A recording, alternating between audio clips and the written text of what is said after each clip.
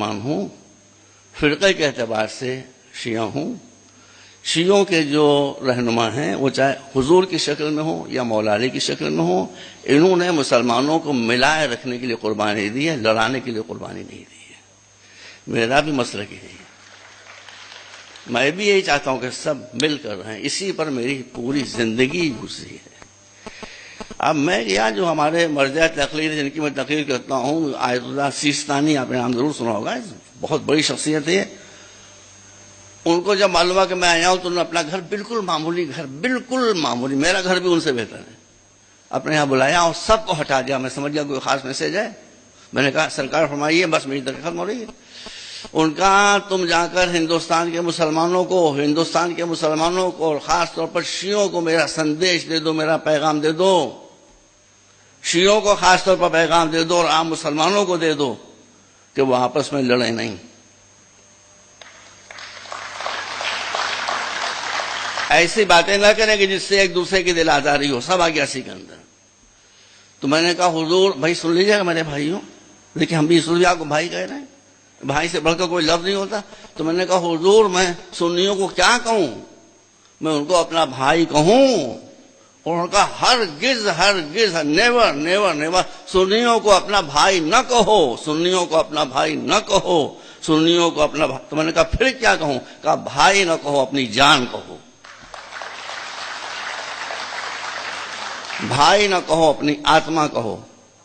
بھائی نہ کہو، اپنی روح کہو. یہی دیکھیے ان کے الفاظ ہیں کہ ان کے کاموں کو اپنے کاموں پر ترجیح دو، ان کی مشکلوں کو پہلے حل کرو، پھر اپنی مشکلوں کی طرف توجہ.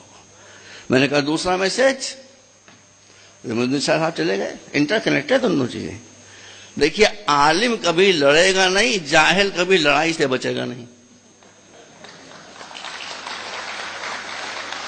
عالم کبھی لڑے گا نہیں، جاہل ہمیشہ لڑ کے رہے گا اور لڑا کے رہے گا.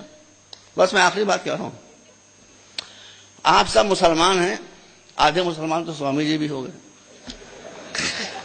اور جس کو اتنا قرآن یاد ہو آدھا مسلمان نہیں ہے. وہ اتنا قرآن تو مسلمانوں کو بھی یاد نہیں.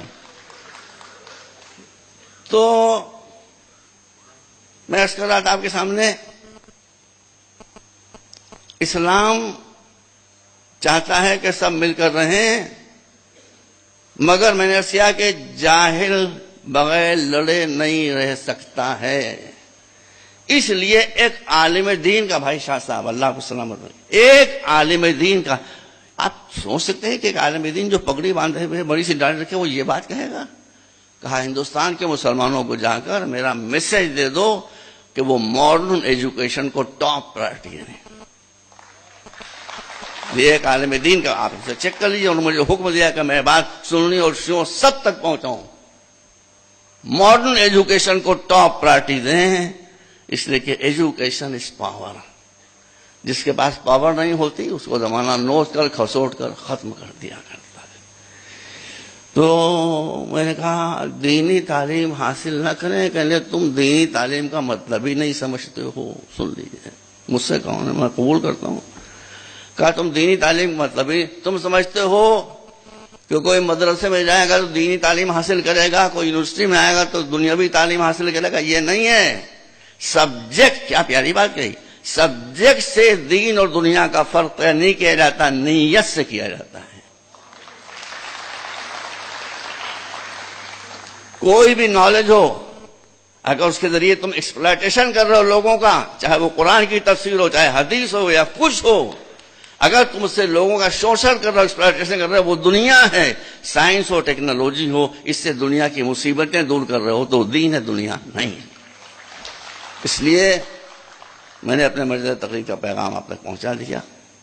میری آپ حضرات سے گزارش ہے ان دونوں باتوں کو یاد رکھیے، لڑنا بند کیجیے.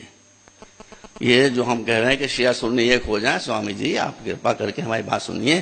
ہم شیعہ سنی ایک اس لیے تھوڑی کرنے کہ آپ سے لڑیں گے آ کے، آپ سے لڑنا ہوتا تو ہم آپ کو یہاں بٹھاتے کیوں چاہتے؟ آپ سے ملنے کے لیے. لیکن طاقتور بھی جب طاقتور ہوتا ہے کسی سے ملتا ہے تو دوسرا بھی اس کو گلے سے لگاتا ہے.